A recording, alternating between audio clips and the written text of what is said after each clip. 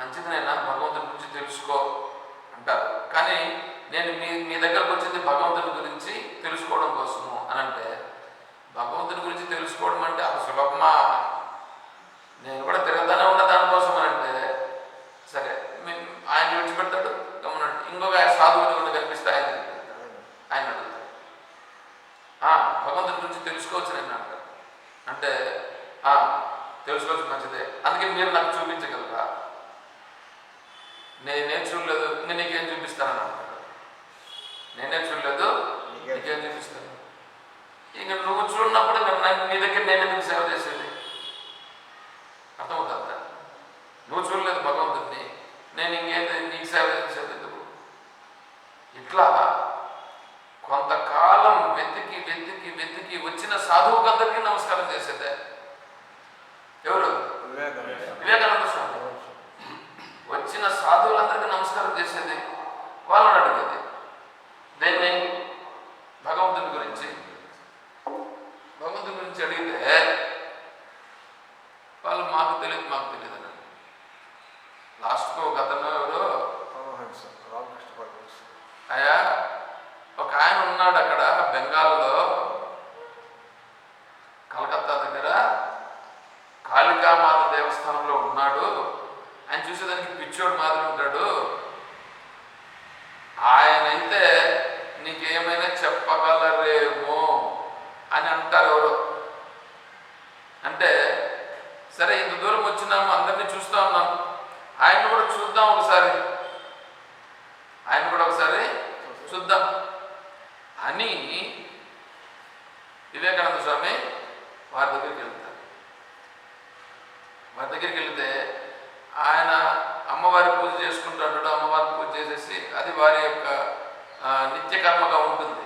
వారు దాన్ని ఎంచుకున్నట్టు జీవితం గడిచేదాని కోసం గాను ఏదో ఒక కర్మ చేయాలి కాబట్టి ఆ కర్మలో వారు నియమించబడిన, అంటే అమ్మవారికి సేవ చేయుట, ఆ కర్మ చేస్తున్నారు.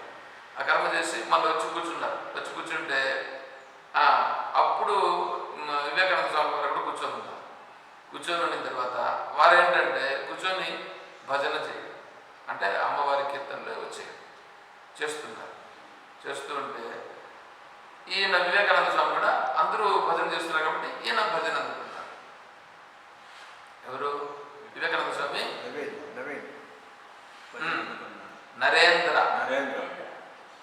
నరేంద్రుడు అప్పుడు వారి పేరు. అప్పుడు ఆయన భజన ఈయన చేస్తామని చెప్పి ఈయన ఒక భజన పాడాడు. ఆ భజన పాడుతూ ఉంటే రామకృష్ణవరం సార్ అట్లే తన్మయుడైపోయినాడు.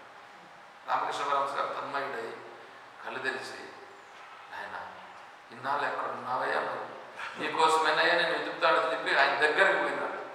ఆయన దగ్గరికి పోయి ఆయన పట్టుకున్నాడు. పట్టుకుంటే ఈ వివేకానంద స్వామి అనుకున్నాడు, ఏందుడు నేనెందుకు భజన చేస్తే ఇవిడు వచ్చి నన్ను పట్టుకుంటున్నాడు, పిచ్చోడనది నిజమే ఇల్లంతా అని ఈయన అనుకున్నాడు. చరిత్రలో ఉంది, వివేకానంద స్వామి జీవిత చరిత్రలో ఉంది. నిజంగానే పిచ్చోడుగా ఉన్నాడు అని అనుకున్నాడు. రానాయనారా, నీకోసమే నేను ఉండేది, రా అని చెప్పి పిలిచి ఆ ప్రసాదం తెచ్చినాడు కదా, ప్రసాదం తిను అని చెప్పి తినిపిస్తే ఎట్లా ఉంటుంది చెప్పు? ఈయన వివేకానంద స్వామి అనుకుంటున్నాడు నిజంగా పిచ్చాడే.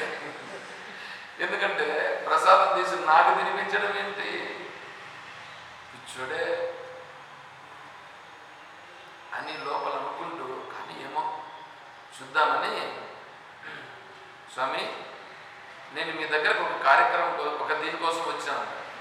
ఏమో అడుగునాయన, అడుగు.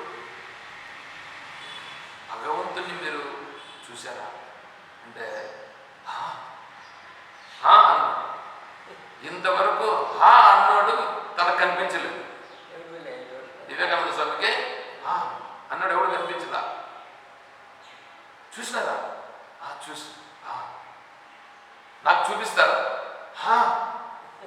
అమ్మా, ఈయనకి ఎంత ఇదైపోయిందంటే, ఎంత అయిపోయింది చెప్పండి, ఆనందం అయిపోయింది. కానీ ఈయన చేష్టను చూస్తా ఉంటే ఇది ఎట్లుంది ఏంద్రా అని చెప్పి, సరే అని చెప్పి ఆయన తినిపించినాడు. తినేసి సరే అని వచ్చేసాడు. కానీ ఈ మాటలు సంభాషణ జరిగింది చూడు, దీన్ని నాయన రేపు రా అని చెప్పాడు పరమహంస గారు. పోయాడు రూమ్లో కూర్చొని ఆయన ఏదో చూసినానంటున్నాడు, చూపిస్తానంటున్నాడు, ఆయన నమ్మల్నా వద్దా, ఏదో నోటు తినిపిస్తున్నాడు, ఏంద్రా ఇది. ఇప్పుడు మనస్సు సందిగ్ధావస్థలో పడింది చూడండి. ఎంతోమంది సాధువులంతా అడిగినా, నేను ఎంతోమంది సాధువులను అడిగినా ఏమీ కుదరట్లేదు. ఎవరు కూడా నాకు తెలుసుని చెప్పలేదు. కానీ వీరు మాత్రము ఎంత సునాయాసంగా చెప్పారు. ఏదో ఉంది, సరే తెలుసుకుందాం అని చెప్పి మళ్ళీ పోగా పోగా పోగా కొద్ది రోజులు అయిన తర్వాత నాకు భగవద్భావన కలగలేదు స్వామి, మీ దగ్గరకు వస్తున్నాను కానీ అన్నా. భగవద్భావన కలగలేదా, నీకు చూపించాలనా? కూర్చొన్నోడు అట్లా అట్లా లేచి వచ్చి ఒక్కసారిగా తన పాదమును తీసి వివేకానంద స్వామి యొక్క హృదయం పైన అలా పెట్టారు. పెట్టి అలా తీసి పట్టుకున్నాడు, తలను కూడా పట్టుకున్నాడు. కూర్చో కూర్చో కూర్చుంటే ఈయన కళ్ళు మూసుకున్నాడు. బాగానే ఉంది, నీకు ఆనందంగా ఆనందంగా అనుభూతిలో ఉన్నాడు. తర్వాత కొంతసేపు అలాగే ఉండిపోయినాడు. ఎవరు? వివేకానంద స్వామి అలాగే ఉండిపోయాడు. ఉండిపోయిన తర్వాత మళ్ళీ లేచాడు.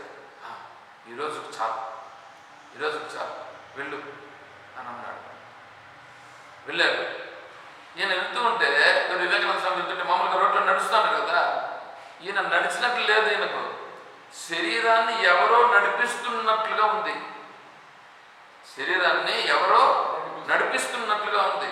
మీరు వివేకానంద స్వామి జీవిత చరిత్ర చదవండి. ఎందుకంటే మనము మిగతా విషయాలన్నింటిపైన దృష్టి పెట్టి ఈ విషయాలు మర్చిపోతాయి, ఈ విషయాలు పట్టించుకోం. ఎందుకంటే ఆ విషయాలు పడిపోయినాక అవి సత్యమని పట్టుకున్నాక ఈయన నడుస్తూ రోడ్లో పోతూ ఉంటే కార్లు పోతున్నాయి, బస్సులు పోతున్నాయి, మనుషులు పోతున్నారు, తనలోనే ఇవన్నీ పోతున్నట్టుగా ఉన్నాయి, తను కూడా నడుస్తూ ఉన్నట్టుగా ఉంది. తెలుస్తుందంతా వివేకానంద స్వామికి ఏం అర్థం కాల. రూమ్లో పోయినట్టు పడుతున్నాడు. ఇదేందో నన్ను హిప్నాటిజం చేస్తారంటారు చూడండి. నన్ను హిప్నాటిజం చేశాడు కదా, నన్ను హిప్నాటిజం చేశాడు. ఎవరు? పరమహంసగా నన్ను హిప్నాటిజం చేసేసి నన్ను ఇలా తిప్పుకుంటున్నాడైనా ఈయన దగ్గరికి నేను పోను. చూడు వివేకానంద స్వామికి అనిపించింది. ఎందుకంటే ఈ మాయలు మంత్రాలు చేస్తారు చూడు, ఆ విధంగా ఈయన నన్ను ఏదో చేశాడు. మాయలు మంత్రాలు ఏదో చేసినట్లుగా నన్ను కూడా హిప్నాటిజం చేశాడు ఈయన అని అనుకొని పొల వివేకానంద స్వామి ఒక వారం రోజులు పోలేదు. పోకపోతే మళ్ళీ కబురు పెట్టాడు పరమహంస గారు. కబురు పెట్టి రమ్మని చెప్పు నరేంద్రుణ్ణి వచ్చినారు. తప్పిస్తారంట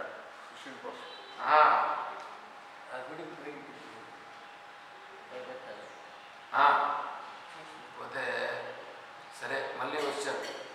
ఏం లేదు, నన్ను విడిచిపెట్టి వెళ్ళిపోయినావా, ఎందుకు అట్లా వెళ్ళిపోయినావా అని చెప్పి ఆయన కౌగులించుకొని ఏదో చేస్తాడు.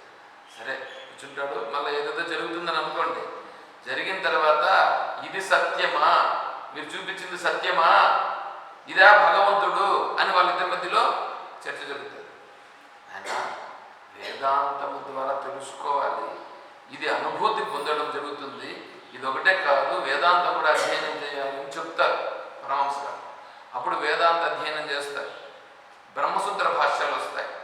బ్రహ్మసూత్ర భాష్యంలో అథాతో బ్రహ్మ జిజ్ఞాస అనేటువంటి మొదటి సూత్రాన్ని పట్టుకుంటే వివేకానంద స్వామికి ఇంట్రెస్ట్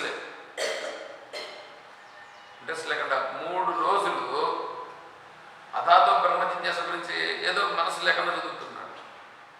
పట్టలా నాకు అంటే తోటిగా ఉన్నటువంటి వాళ్ళందరూ ఉన్నటువంటి ఫ్రెండ్స్ అంతా వాళ్ళందరూ బాగా చెప్తున్నారు.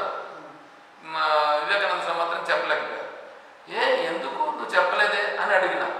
అప్పుడు వారు 4వ రోజు కూర్చొని నాకెందుకు రాలేదు, నాకెందుకు అర్థం కాలేదు, అథాతో బ్రహ్మ జిజ్ఞాస నాకు ఎందుకు అర్థం కాదు, ఈరోజు అర్థమే తీరాలని కూర్చున్నారు. కూర్చొని దానిపైన కాన్సన్ట్రేషన్ చేసి మొదట చతుస్సూత్రి ఉన్నది. చతుస్సూత్రి బ్రహ్మసూత్రాలకంతా కూడా మొదటి 4 సూత్రాలు ఇది చాలా ప్రధానం. దాన్ని అధ్యయనం చేశాడు. చేసి ఇప్పుడు మళ్ళీ చెప్పాడు, బాగా ఉంది, అనుభవపూర్వకంగా నువ్వు చెప్తున్నావు అనేటువంటిది మళ్ళీ తర్వాత చెప్పాడు. అంటే బ్రహ్మతత్వం అనేటువంటిది ఇట్లా అనుభూతి పొంది తెలుసుకుంటారు చూడండి, అది కరెక్ట్ కాదు. ఈ అనుభూతి పొంది తెలుసుకోవడం అనేటువంటిది అది కరెక్ట్ కాదు. వివేకము ద్వారా తెలుసుకోవడం కరెక్ట్. అంటే వేదాంత అధ్యయనం ద్వారా తెలుసుకోవడం కరెక్ట్. అయితే ఇప్పుడు వివేకం ఈ అనుభూతి ఏం చేస్తుందంటే ప్రాపంచిక విషయముల కంటే ఇది సత్యం అనేది గుర్తించేటట్లు చేస్తుంది. ఆత్మనా విందతే వీర్యం విద్యయా విందతే అమృతం. ఇది ఉపనిషత్ మంత్రం, కేనోపనిషత్తులో ఉండే మంత్రం. ఈ మంత్రం ఏదైతే ఉందో దీన్ని విచారణ చేస్తే కొద్దిగా తెలుస్తుంది వేదాంత. ఇక్కడ మనం ఏం చేయాలి? పఠనంచ ధర్మం. దీన్ని ప్రేమతో పట్టుకోవాలి. వేదాంత అధ్యయనం అనేటువంటి దాన్ని ప్రేమతో పట్టుకోవాలి. విడిచిపెట్టాల్సినవి కొన్ని ఉన్నాయి. ఇది పట్టుకుంటే అది ఆటోమేటిక్గా పోతుంది. ఇప్పుడు మీరు ఆశ్రమంలో ఉన్నారు, ఇంట్లో ఉన్నారా? ఎందుకు? మీరు ఆశ్రమంలో ఉన్నారు కాబట్టి ఇంట్లో లేరు, అవునా? అట్లా ఆశ్రమంలో ఉంటే ఇంట్లో లేనట్లుగా వేదాంత అధ్యయనంలోకి వచ్చారా, ప్రాపంచిక విషయాలు చిట్టికేసినట్లు ఎగిరిపోతాయి. ఎవరికి? వేదాంత అధ్యయనములో ఎవడి మనస్సు నిలుస్తుందో వాడికి, వేదాంతం ఎవడికి పడుతుందో వాడికి వేదాంతం పట్టించుకోవాలి. అర్థమవుతుందా? వేదాంత అధ్యయనం పట్టించుకున్న వాడికి మనస్సులో నుంచి ఆ విషయాలన్నీ ఆటోమేటిక్గా దూరమవుతాయి. అది చెప్తున్నారు. దీన్ని కొద్దిగా మనం రేపు కొద్దిగా బాగా వివరంగా తెలుసుకునే ప్రయత్నం చేద్దాం. నేను ఏదేదో తీసుకున్నా ఏంటో చెప్పాలని అసలు దానిపైకే పోలా. సరే, దాన్ని రేపు చూస్తాం. అవసరం కూడా లేదులేండి, అవన్నీ కూడా వచ్చేసి. సరే,